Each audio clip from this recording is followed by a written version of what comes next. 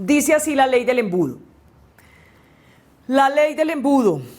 Estoy de acuerdo con que el presidente Iván Duque, así no haya firmado los acuerdos de La Habana con las FARC, hoy es el responsable del proceso de implementación. Un año después de estar en el poder, es lógico que el gobierno pase al tablero en todos los temas, incluido el de la paz. Pero me pregunto, ¿quiénes les hacen corte de cuentas a las FARC? Ellos también deberían pasar al tablero porque es evidente que unos han cumplido y otros no. De hecho, hoy nadie da razón sobre Iván Márquez, Jesús Santrich, El Paisa y Romaña, y 700 desmovilizados más. Según el alto consejero Emilio Archila, 2.500 guerrilleros o exguerrilleros abandonaron el proceso. Esta es una cifra muy preocupante. Poco se ha materializado de los compromisos adquiridos por los excomandantes en el acuerdo. Esto es una realidad que va más allá del desarme y de recibir beneficios. Claro, ellos se tenían que desarmar, hay unos compromisos del Estado, pero ellos tienen otros compromisos que adquirieron en La Habana. Ellos también adquirieron unas obligaciones. Es justo que las FARC respondan por los incumplimientos. Y hay que decirlo sin tapujos. Hay que hacerles corte de cuentas también a las FARC. Empecemos por Iván Márquez.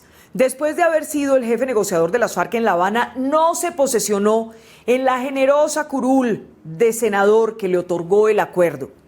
Al contrario, la despreció, la dejó tirada e hizo quedar muy mal a su partido. Pero además desapareció hace meses sin dejar rastro, con la excusa de que el Estado no era capaz de cuidarlo. No dudo de que haya amenazas en su contra. Imagínense una persona con un historial delictivo tan grande, pues eso es casi que natural. Tampoco dudo que la verdadera razón para escapar está relacionada con la captura por narcotráfico de su sobrino Marlon Marín. ¿Se acuerdan que lo capturaron junto con Jesús Santrich? Márquez se fue por miedo a la extradición, ya que Marín llegó a una corte de los Estados Unidos a confesarlo todo. Esto sin contar que en Colombia Marlon, el sobrino ejemplar, tenía una banda dedicada a saquear los fondos de la paz, según denunció la Fiscalía. ¿Quiénes fueron sus cómplices? ¿Márquez, su tío, participaba? Esa es una pregunta que todavía ninguna autoridad nos da respuesta. El capítulo de Santrich, asimismo, ha sido funesto para el acuerdo y para la implementación. Claro, quizás aquí se lleva la peor parte de la justicia colombiana, que se pasó de garantista con un ciudadano pedido en extradición por narcotráfico. Y lo dejó volar en la madrugada del 30 de junio por una ventana, después de quedar libre, tras hacer una huelga de hambre, cortarse las venas, mostrarse como un ciudadano indefenso, incapaz de matar una mosca. Aunque el presidente dijo que Santrich está en Venezuela, hasta ahora no ha pasado nada, tampoco la JEP ha fallado el recurso de la Procuraduría. Respecto a Santrich, a pesar de las pruebas y de su prontuario, la justicia sigue siendo ineficaz, lenta y, a mi juicio, muy, pero muy complaciente. Lo único que queda es una orden de captura, por supuesto, en su contra por parte de la Corte Suprema de Justicia, una orden de captura tardía. Esa es la verdad. Una orden de captura tardía. Cuando ya se voló, entonces hay ahora sí una orden de captura. Aunque el Paisa tiene también una orden de captura desde mayo, no está en firme. Las autoridades no lo pueden capturar. ¿Cómo les parece? Hágame el favor. Nadie da razón de él. Y ni qué decir de Romaña. Estos personajes son muy peligrosos, capaces de hacer lo que sea. Son narcotraficantes, asesinos, secuestradores. Y oigan bien, ojalá no estén planeando un regreso sangriento para Colombia. Ojalá Romaña, El Paisa, Santrich y Márquez no se estén rearmando. Aunque hago un reconocimiento a quienes han cumplido, como Rodrigo Londoño Timochenko, quien incluso partió cobijas políticas con Márquez y tomó distancia desde el partido con los otros evaporados, esos de los cuales nunca nadie volvió a saber nada, es evidente que casi 3 años después de la firma del acuerdo en el campo de las FARC, La verdad no llega, tampoco la reparación de las víctimas y menos la justicia. Entonces pasemos al tablero a las FARC. Y aquí están algunas preguntas que me parece que es oportuno hacerles a las FARC en este primer año. Hay que hacer rendir cuentas al gobierno, claro. Está en sus manos la implementación, pero también a las FARC. Y les preguntamos, ¿cuándo sabrá el país cuántos menores reclutó el grupo armado y quiénes fueron los cerebros de ese delito de lesa humanidad? Y lo que es peor, ¿cuándo sabremos qué pasó con esas niñas y con esos niños?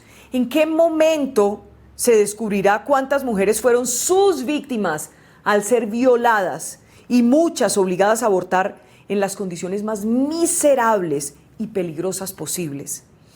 ¿Cuándo los miembros de lo que fueron las FARC se pararán frente al mundo para reconocer cuántas toneladas de cocaína traficaron?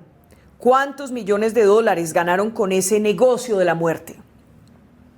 ¿Cuándo los veremos pedir perdón por la masacre de Bojayá, por la bomba del club en Nogal y otros actos de terror? ¿Cuándo se arrepentirán por haber secuestrado a miles de civiles y haberlos tenido en condiciones infrahumanas, hasta arrancarles a muchos la vida? ¿Cuándo veremos a la cúpula de las FARC pedir perdón sin vacilaciones a las generaciones de colombianos que durante más de 50 años vivieron o sintieron el rigor de sus armas? ¿Cuándo veremos su capital reparando a sus víctimas? Son algunas preguntas que vale la pena hacer hoy, cuando estamos llamando al gobierno a hacer cuentas, perfecto, pero también llamemos a las FARC. No puede utilizarse la llamada ley del embudo. Termino la columna diciendo lo siguiente: mientras tanto, Venezuela, con el inderrocable régimen de Nicolás Maduro, sigue de puertas abiertas para los ex-FARC y los bandidos que quieran cruzar la frontera para resguardarse y huir de las autoridades y de la justicia en Colombia. También es muy grave que no tengamos datos ciertos y confiables que nos muestren la magnitud y el poder de las disidencias, narcos puros, y de la alianza de esas disidencias, por supuesto, con el ELN y las bandas criminales. El acuerdo de paz de La Habana fue entre dos partes, y esto es muy importante, y las dos están obligadas a cumplir. No se puede exigir a unos y a otros no. No se puede poner contra la pared al gobierno, mientras las FARC posan como víctimas. No olviden, son los victimarios. Es inaceptable que a las FARC se les justifique todo. Se les dé tiempo, garantías, se les justifica todo. Sí, el gobierno tiene que hacerlo todo para sacar adelante el posconflicto, pero las FARC y la justicia también. No podemos permitir que opere y triunfe la ley del embudo, la llamada ley del embudo. Así termina hoy mi columna. 1.122 personas conectadas. No nos podemos olvidar de llamar a rendir cuentas, sí, al gobierno, perfecto. El presidente Duque es el que está encargado de la implementación y tenemos que estar vigilantes. Pero también las FARC. No podemos olvidar que los acuerdos de La Habana se firmaron entre dos partes. Las FARC tienen también que cumplir. ¿Y por qué será que los políticos, y esa parte de la columna quizás, como es el destacado, se me olvidó leerla, pero me pregunto, ¿por qué los políticos solo vigilan al gobierno en el cumplimiento de los acuerdos? Queremos verlos exigiéndoles con el mismo rigor a las FARC. Y me parece que es muy importante decirlo. Rigor sí, rigor frente al gobierno, rigor también frente a las FARC. ¿Dónde está Santrich? ¿Dónde está Márquez? ¿Dónde está Romaña? ¿Dónde está el Paisa? ¿Dónde están los niños reclutados por las FARC? ¿Dónde está la plata del narcotráfico? ¿Dónde están las confesiones? ¿Dónde está la verdad, la reparación a las víctimas? ¿Dónde está todo eso que este país está esperando? No nos podemos olvidar que llevamos ya casi 3 años después de la firma de los acuerdos. Aprovecho estos minutitos, miro a ver cuánto me queda. 2 minutitos aproximadamente, 1.127 personas conectadas. Y Andrés Felipe González, un saludo, gracias por la compañía. No se veo algunas caritas bravas y no entiendo por qué. ¿Les molesta que les reclamemos a las FARC? ¿No les gusta que también llamemos a rendir cuentas a las FARC? No podemos mirar de manera polarizada este acuerdo. Hay que ser justos, que responda el gobierno, que respondan las FARC.